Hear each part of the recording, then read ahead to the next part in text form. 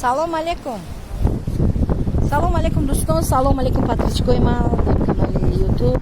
Ҳамин гуфтаниам ки зиёди шумо савол додед оиди амнистия дар Русия. Дар ҳақиқат амнистия шуд аз 18 август 2021 сол ва дар ин амнистия 150 000 нафар аз ҷумҳурии Ӯзбекистон, 150 000 нафар аз ҷумҳурии Тоҷикистон амнистия шуданд, яъне аф шуданд. ва ҳаминро гуфтаниам ки нафароне ки дар асоси қарори суд депортатсия шуда нисбати онҳо амнистия татбиқ намешавад, яъне намеғалтанд дар амнистия.